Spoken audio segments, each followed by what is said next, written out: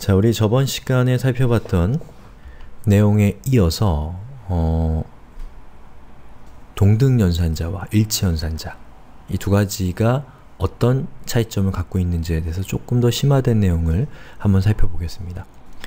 자, 여기 보시면 null과 undefined라는 이 두 개의 값을 비교하고 있어요. 자, null이라는 것은 이것은 아주 특수한 형식의 데이터인데요. 저것은 값이 없다라는 뜻입니다. 그리고 undefined는 값이 정의되지 않았다라는 뜻이에요. 자, 여기에다가 제가 변수 a를 이렇게 선언했습니다. 자, 저런 걸 선언이라고 해요. 변수 a를 사용하겠다라고 컴퓨터에게 알려준 겁니다. 자, 그러면 그 상태에서 제가 a를 얼럿을 해보면 undefined가 뜹니다. 자, define은 정의되다라는 뜻이죠. un이 붙어 있으면 정의되어 있지 않은 이란 뜻이에요. 자, 그 얘기는 뭐냐면 a라고 하는 변수가 존재하긴 하는데 그 안에 어떠한 값도 현재 들어있지 않다라는 뜻입니다. 그런 경우에 여러분이 변수를 호출하면 undefined가 뜹니다. 자, 그런데 만약에 여러분이 변수를 만들 때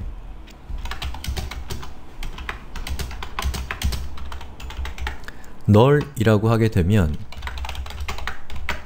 얼럿 a를 하면 null이 뜹니다. 자, 이 null이라고 하는 것은 값이 없다라는 뜻이에요. 자, undefined는 값이 정의되어 있지 않은 이란 뜻이고 null이라는 것은 값이 없는 이란 뜻이에요. 정의되지 않은 것과 값이 없는 이라고 하는 것은 의미론적으로 봤을 때는 대충 비슷한데 아주 미세한 하지만 아주 중요한 차이가 있습니다. 자, undefined라는 것은 그냥 값이 없다라는 뜻이에요. null이라는 것은 값이 없는데 프로그래머가 자신이 의도해서 거기에 값이 없는 상태를 의도적으로 부여한 것이 null이라고 할 수가 있습니다. 똑같이 값이 없는 상태인데 undefined는 프로그래머가 의도하지 않은 상황, 그리고 null은 프로그래머가 현재 값이 없다라는 것을 의도적으로 지정한 상황이 null이라고 생각하시면 되겠습니다. 자, 이런 걸 언제 쓰느냐? 지금 설명드리긴 어렵습니다. 그냥 그런 형식의 데이터 타입이라고만 알아두시면 되겠습니다. 자, 그러면 이 두 가지의 값을 제가 비교해보면 undefined와 null을 비교해보겠습니다. 결과는 true죠? 그런데 equal을 3번 쓰면 false가 됩니다. 즉, 프로그래머가 의도했건 의도하지 않았건 값이 없으면 똑같이 값이 없다라는 의미로 해석이 된다는 것이고, 프로그래머가 값이 없는 상태를 의도한 것과 의도하지 않은 것은 둘 다 값이 없다라고 하더라도 엄격하게 보면 다르다라는 뜻이 되는 것이죠. 자, 제가 앞선 내용에서 어떤 비교의 결과는 true 아니면 false 둘 중에 하나가 된다고 말씀을 드렸죠. 자, 여기서 true와 false가 무엇인가에 대해서 잠깐 소개를 드리고 나머지 내용을 진행을 해야 될 것 같은데요. 자, true라는 것은 또 false라는 것은 데이터의 형식입니다. 그리고 이 두 가지의 값을 묶어서 어떤 카테고리로 분리를 하냐면 불린이라고 합니다. 자, 마이너스 땡땡땡 마이너스 1, 0, 1, 2, 3 자, 이런 거는 뭐라고 하죠? 넘버라고 합니다.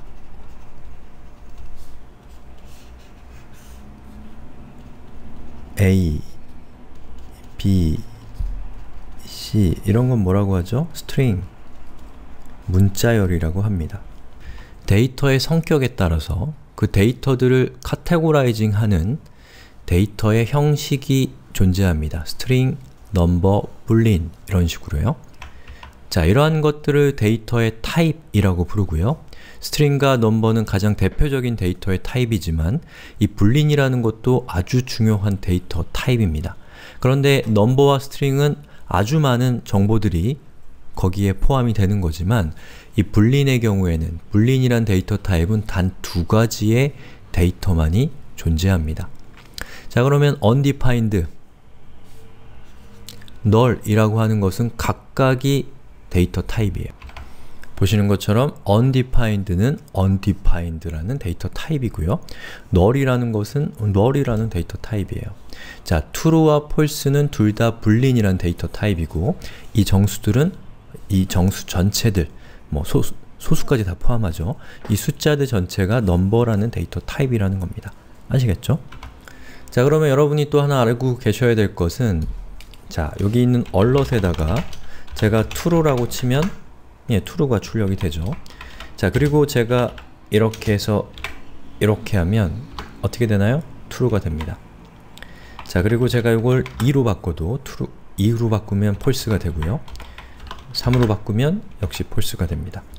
자, 자바스크립트에서 이 동등 연산자 equal이 두 개 있는 거죠. equal이 두 개 있는 동등 연산자는 숫자 1을 true로 간주합니다. 그리고 숫자 1이 아닌 수들을 false로 간주해요. 그런데 equal이 3개 붙어 있는 경우에는 보시는 것처럼 숫자 1과 true는 다르다 라고 합니다. 그리고 문자 1과 true는 역시 같은 거고 문자 1과 true를 일치연산자로 비교해보면 false가 됩니다. 그 다음에 0과 -0을 비교했을 때는 0이라고 하는 것은 둘 다 똑같이 0이죠. 왜냐하면 가장 중간에 있는 숫자니까요. 자, 그렇기 때문에 이것의 결과는 양수건, 음수건, true입니다. 예. 그리고 NaN 이라는 것은 여러분이 0을 0으로 나눴을 때, 예를 들면 자, 수학에서 이렇게 0으로 나누면 이것은 성립하지 않는 수잖아요. 자, 그렇기 때문에 그런 경우에는 NaN이라는 데이터 타입을 갖게 됩니다. 자, 그렇기 때문에 NaN과 NaN을 비교하게 되면 이 NaN이라는 것은 계산할 수 없음, 뭐 숫자가 아님, 뭐 이런 계산할 수 없음에 가깝겠네요. 자, 그러한 결과에 불과하기 때문에 이 두 가지는 둘 다 NaN이라고 할지라도 false가 된다는 거, 조금 특징적인 거지만 뭐 처음 시작하시는 분들한테는 이거 볼 일 별로 없을 겁니다. 자, 그래서 제가 밑에 참고로 이렇게 링크를 해놓은 것을 보시면, 자, 위에 보면 탭이 있습니다. 자, equal과 strict equal 그리고 if가 있는데요. 이 각각의 탭에 따라서 자, 동등 비교 연산자에서 어떠한 값들을 비교한 결과는 true냐 false냐 라는 것을 이렇게 표로 보여주고 있어요. 자, 이게 보시는 것처럼, 자, 그러면 여기 있는 이 표를 한번 보죠. 자, 요것은 무슨 뜻이냐면, 자, 이런 뜻이에요. 자, 얘가 true, 얘는 true죠. 그리고 얘는 equal이죠. 그러면 이만큼의 결과는 녹색이란 뜻은 얘가 true라는 얘기예요.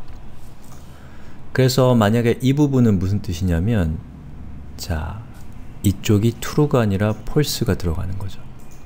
근데 얘는 흰색이죠? 그러면 얘는 false라는 얘기입니다. 자, 그렇게 해서 표를 만든 거예요. 여기 있는 거 하나씩 쭉 읽어보셔도 좋아요. 그런데 뭐 지금 단계에서 이거 다 외울 필요는 전혀 없습니다. 자, 그렇게 해서 계산한 결과인데요. 어때요? 뭔가 분포가 되게 랜덤한 느낌이 좀 들죠?